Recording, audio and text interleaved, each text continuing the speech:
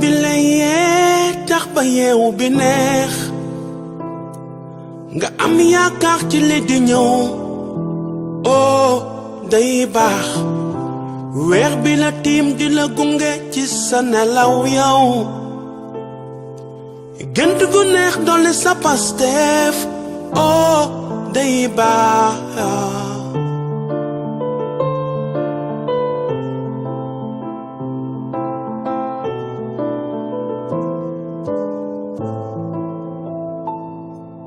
ndox bi wala ngaan bégloo seeni maam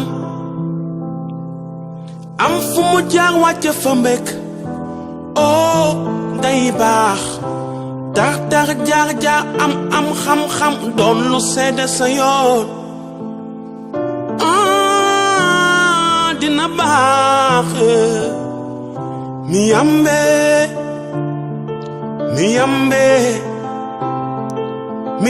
Sara mi yambe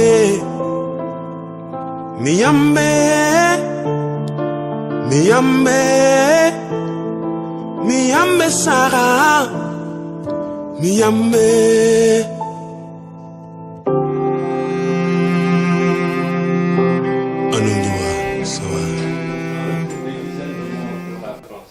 Et aujourd'hui, comme il disait, on peut se retrouver dans une situation de sans-papiers en France, alors qu'on est descendant d'hommes qui ont combattu pour la France, qui ont combattu pour l'honneur et la dignité de la France. Donc, il arrive à un moment où on demande aux intellectuels, surtout africains, de prendre leurs responsabilités face à l'histoire. Parce que c'est bien comme on dit, hein, le rappel est pédagogique.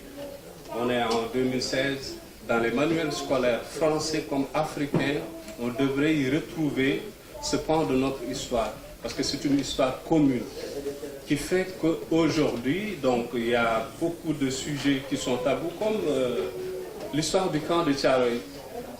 Nous, on nous a parlé du film de Ousmane Sembène, qui avait réalisé un film là-dessus, et le film, il était censuré chez nous.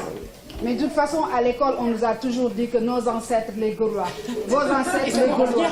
Oui, moi en tout cas, c'est ce qu'on m'a toujours dit. Et quand je suis arrivée en France, je pense que ça a faussé un tout petit peu mon intégration, parce que j'étais un peu surpris, très surprise d'ailleurs, qu'on me dise que non, vous êtes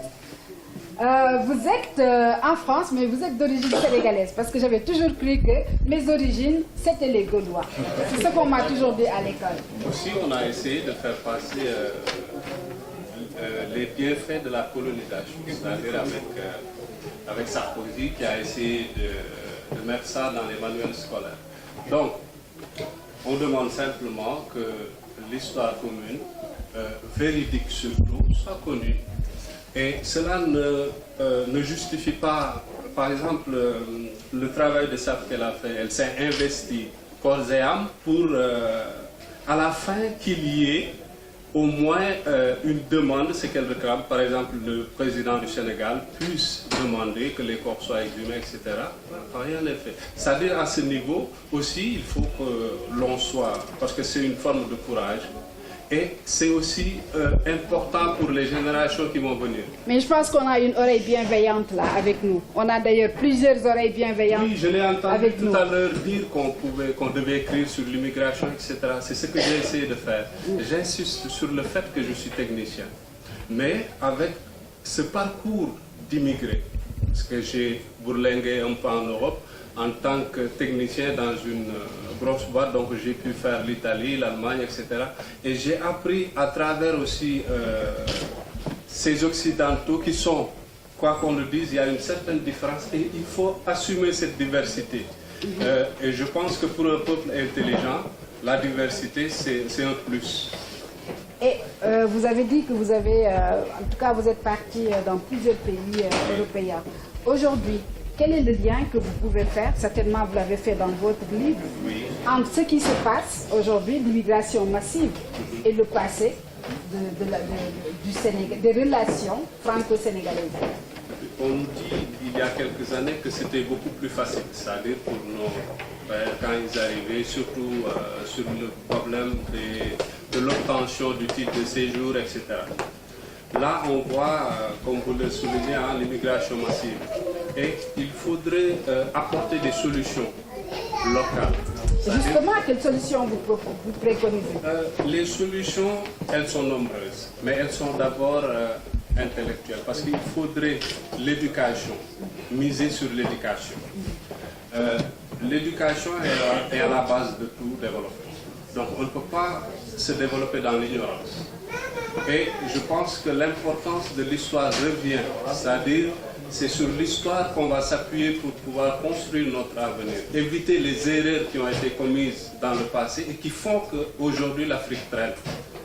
Ce n'est pas parce qu'on manque de compétences, ce n'est pas parce que l'on manque de ressources humaines, naturelles, etc., qu'on est derrière sur l'échiquier mondial. Mais